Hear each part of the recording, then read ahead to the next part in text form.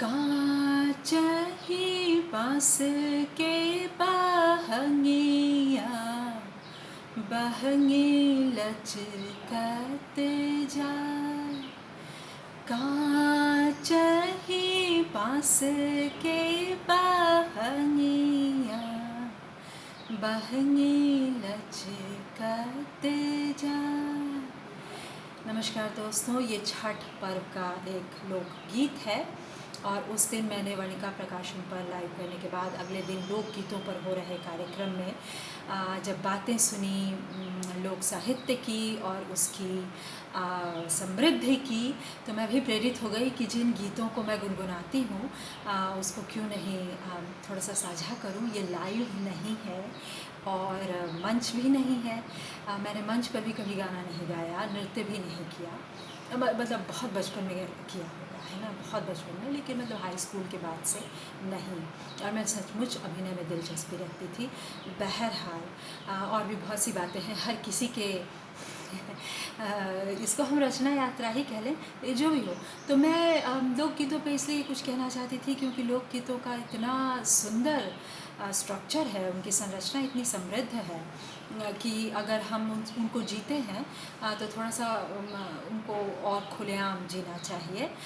कि इस तरह से बहुत से लोकगीत रचे गए, उनमें सीता के क्या क्या बिंब नहीं आए, राम के क्या क्या बिंब नहीं आए। तुलसी तो खैर साहित्य हैं, लेकिन लोक साहित्य लोक मन में वो ऐसा बसे। बहरहाल उनको हम ऐसा उन्होंने बसा दिया राम को कि वाल्मीकि के राम भी अपदस्थ हो गए। बहरहाल तो लोक साहित्य एक बहुत बड़ी शक्ति है, लेकिन इसका ये मतलब नहीं होना चाहिए कि हम कुछ भी आयातित ग्रहण न कर सके, कुछ भी आयातित हमारे लिए ग्राह्य न हो। बहरहाल ये है कि मेरी माँ की थीसिस है बज्जिका के लोकगीतों पर, और मैं चाहती हूँ उसको संपादित करना, क्योंकि एक से एक शादी के भी, मेरी भी शादी में गाए गए थे एक से एक लोकगीत, और गाली गाई जाती है, वो एक अलग प्रथा है। कभी मैं उस किताब के साथ आपको बैठूंगी और एक बार फिर से अपना गला आजमाऊंगी। लेकिन एक थोड़ा सा और मैं गाना चाहती हूँ।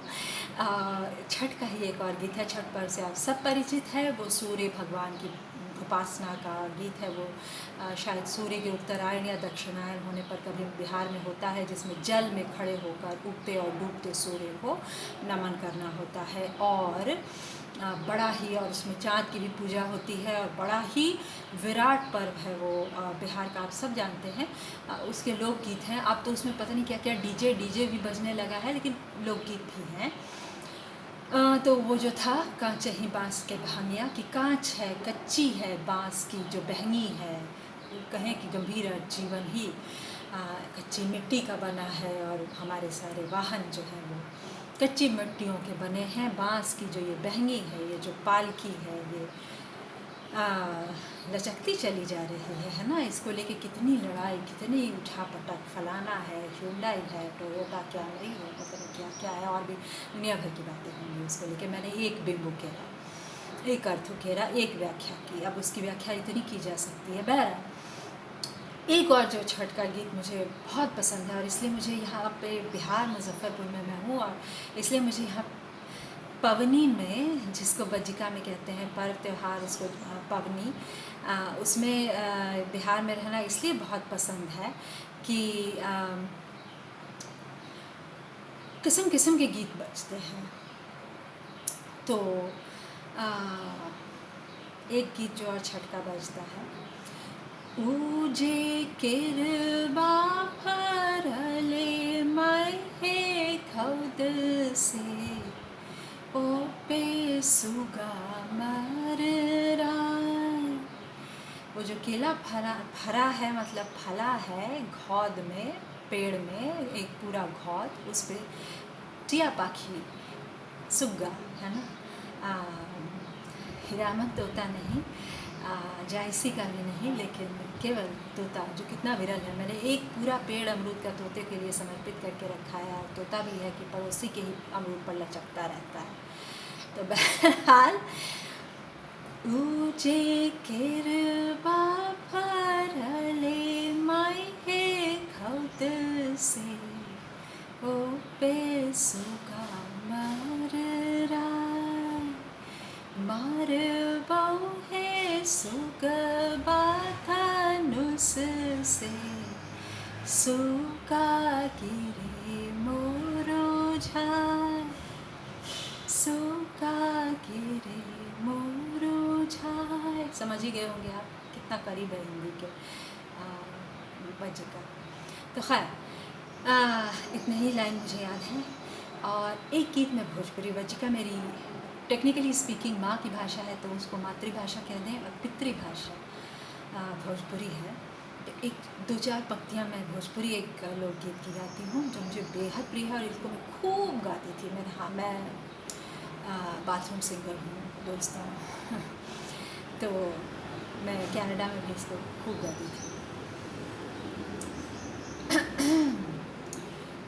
करैलिया के पात पुरैनी संडोले, पुरैनी संडोले, हमार जियरा डोले, हे छोटी ननदी।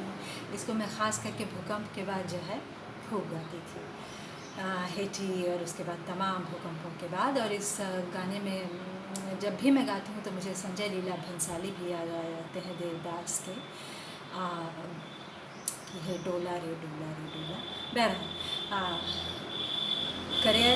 करेले की जो लतर है, उसकी जो पत्ती है वो कमल की तरह डोल रही है, और मेरा जो दिल है वो धड़क रहा है।